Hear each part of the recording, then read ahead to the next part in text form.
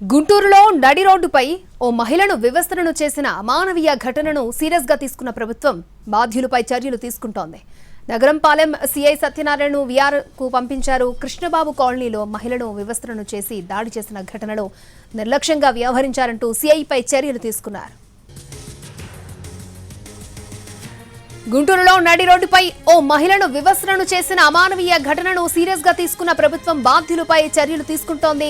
Nagarampalem CI సత్యనారాయణను VR కు పంపించారు. కృష్ణబాబు కాలనీలో మహిళను వివస్త్రను చేసి దాడి చేసిన ఘటనలో నిర్లక్ష్యంగా వ్యవహరించారంటూ సీఐపై చర్యలు తీసుకున్నారు.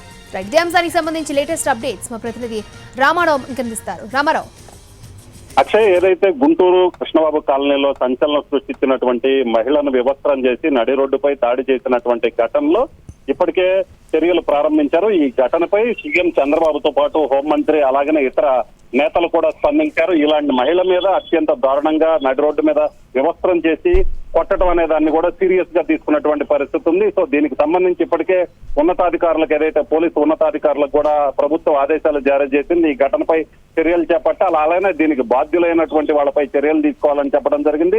ఈ ఘటనకు పాల్పడినటువంటి 9 మందిని అరెస్ట్ చేశారు.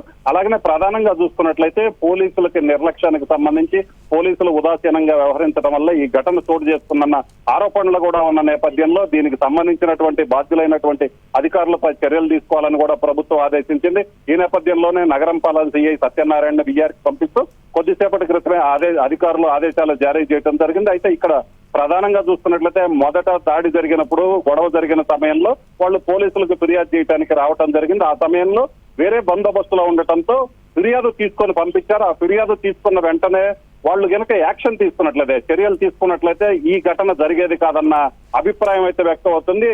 పోలీసులకు తమ మీదనే ఫిర్యాదు చేస్తారా అంటూ మూర్తి, ఎవరైతే టీడీపీ నేత మూర్తి ఉన్నారో, మూర్తితో పాటు వాళ్ళ కుటుంబ సభ్యులందరూ కూడా ఫిర్యాదు చేసిన రోజు రాత్రి వీళ్ళ మీద దాడి చేయడం జరిగింది. అలాగనే మహిళను వ్యవస్థం చేసి నడి రోడ్డు మీదనే కొట్టడం కూడా జరిగింది. సో మొదట ఫిర్యాదు చేసినప్పుడే కనుక పోలీసులు స్పందించినట్లయితే ఈ దారుణ ఘటన జరిగేది కాదనేది ప్రాథమికంగా నిర్ధారణకు రావడం జరిగింది. ఆ ఫిర్యాదు చేసినప్పుడు కొంత జాప్యం జరిగింది, పోలీసులు నిర్లక్ష్యంగా వ్యవహరించారన్న ఒక ప్రచారం అయితే జరుగుతుంది. ఆరోపణలు కూడా తీవ్ర స్థాయిలో ఉన్న నేపథ్యంలోనే ఇప్పటికే దీనికి సంబంధించి పూర్తి స్థాయిలో పోలీసు అధికారులు విచారణ చేపట్టారు. దీనికి బాధ్యులైనటువంటి ప్రధానంగా నగరంపాలెం సీఐ సత్యనారాయణ విఆర్కి పంపిస్తూ ఉన్నతాధికారులు ఆదేశాలు జారీ చేయడం జరిగింది. అలాగనే ఈ ఘటనకి పాల్పడిన వారు, దీనికి సంబంధించి ఇంకెవరైనా ఉన్నారా, పోలీసులు నిర్లక్ష్యంగా వ్యవహరించడానికి కారణం ఏంటన్న దాని మీద కూడా ఉన్నతాధికారులు పూర్తి స్థాయిలో విచారణ జరుపుతున్నారు.